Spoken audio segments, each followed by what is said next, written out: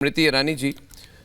ईरानी जी वरिष्ठ भारतीय जनता पार्टी की नेता और केंद्रीय मंत्री, बहुत कैंपेनिंग भी इन्होंने की है इस चुनाव में। स्मृति जी नमस्कार, धन्यवाद हमारे से जुड़ने के लिए और बहुत बहुत बधाई हो। जो बीजेपी का बहुत ही सेंसेशनल परफॉर्मेंस रहा है इन 3 राज्यों में और तेलंगाना में भी इम्प्रूवमेंट है।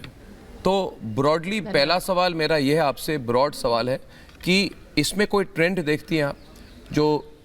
जो ये 3 चुनावों के जो रिजल्ट है इसमें कोई कॉमन थ्रेड, कॉमन ट्रेंड आप देख रही हैं इसमें? 2 ट्रेंड साफ दिखाई देते हैं अर्नब जी। एक, मोदी की गारंटी रंग लाना सतत, और दूसरा गांधी खानदान का पतन सतत। तो ये गांधी खानदान पर जो आपने बात कही, ये चुनाव 3-4 विशेष परिणाम लेकर आए हैं। जी जी जी, ये चुनाव 3-4 विशेष परिणाम लेकर आए हैं अर्नब जी। आज मैंने सुबह एक ट्वीट किया, एक अकेला सब पर भारी। नरेंद्र मोदी से लड़ने के लिए विपक्ष एकजुट हुआ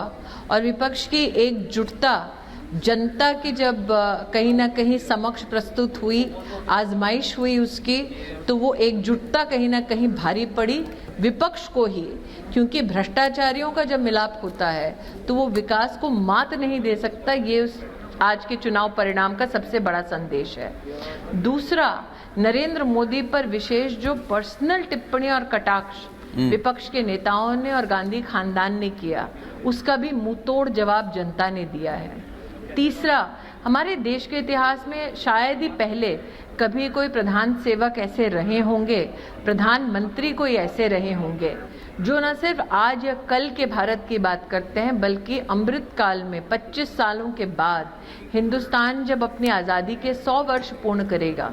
उस वक्त विकसित भारत का संकल्प लेकर किस प्रकार से काम करना है, शायद ही आज तक हमारे देश की राजनीति में किसी नेता ने ऐसी सोच रखी होगी। तो जनता ने ये भी संदेश दिया है कि हम सब चाहते हैं भारत विकसित हो, और मोदी में ये जनता विकास के इसी पथ पर चल पड़ी है, जिसके लिए आज मैं उस नागरिक, उस वोटर के प्रति आभार व्यक्त करना चाहती हूँ। जी, क्या आपको लगता है कि जो महिला वोटर हैं स्मृति जी, जो कर्नाटक के इलेक्शन के समय कई लोगों की एनालिसिस थी,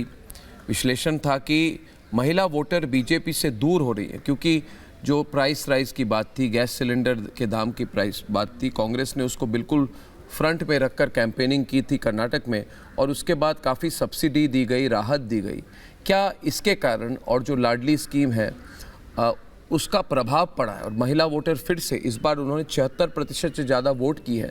मध्य प्रदेश में? क्या आपको लगता है महिला वोटर का काफ़ी इम्पैक्ट रहा है, और ये इम्पैक्ट 2024 तक आप कैसे देखते हैं? मुझे लगता है कि न सिर्फ महिला का बल्कि आदिवासी समाज का भी, और जिस प्रकार से जाति के आधार पर कांग्रेस पार्टी ने विभाजित करने का समाज को प्रयास किया, उसकी भी हार इस चुनाव के परिणाम में साफ दिखाई देती है। हाँ, ये सत्य है कि नरेंद्र मोदी जी ने महिला प्रमुख समाज में महिला को विकास का केंद्र बिंदु बनाया। हाँ, ये सत्य है कि न सिर्फ लाडली लक्ष्मी बल्कि बेटी बचाओ बेटी पढ़ाओ का अभियान भी नरेंद्र मोदी जी के नेतृत्व में फलीभूत हुआ पूरे राष्ट्र में। ये भी सत्य है कि अगर आज हम अंतर्राष्ट्रीय स्तर पर भी देखें तो लोगों ने इस बात की भी सराहना करी कि न सिर्फ देश में बल्कि विदेश में भी जब G20 का मसला आया, तब भी हम अपने देश में किस प्रकार से महिला की बातों को प्रमुखता से रखते हैं, देश की राजनीति में उसको पॉलिसी का दृष्टिकोण भी दिया अंतर्राष्ट्रीय स्तर में G20 की वार्ता में। ये भी सत्य है कि जिस प्रकार से आज स्वनिधि योजना हो, मुद्रा योजना हो, या प्रधानमंत्री सुरक्षा बीमा योजना हो इसमें, अथवा जनधन योजना हो, महिलाओं का बैंक खाता खुलवाने से लेकर उज्ज्वला योजना के अंतर्गत गरीब महिला को गैस की सुविधा प्रदान करना, इन सब विषयों की वजह से प्रखरता से नरेंद्र मोदी के नेतृत्व को देश की मातृशक्ति ने समर्थन दिया है। लेकिन अन्ना जी, ये भी कहना उचित होगा कि आज जो आदिवासी अंचल में नरेंद्र मोदी जी के लिए विशेष प्रेम और सम्मान की भावना है, वो भी इस चुनाव में फलीभूत होती दिखी हमें, जो चुनावी हमारा परिणाम है उसके माध्यम से। राष्ट्र के इतिहास में पहली बार जनजातीय गौरव दिवस का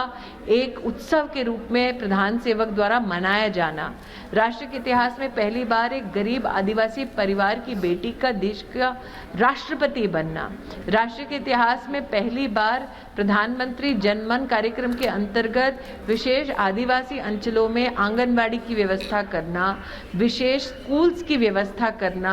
विशेष कौशल के दृष्टिकोण से आदिवासी युवाओं का समर्थन करना, उनको स्वावलंबी बनाना, ये सारे मुद्दों पर मुझे लगता है नरेंद्र मोदी की जो पॉलिसी है, जो योजनाएं हैं विकास की, वो फलीभूत हुई हैं। उसका परिणाम आज हमको चुनावी इस विक्ट्री में दिखाई देता है।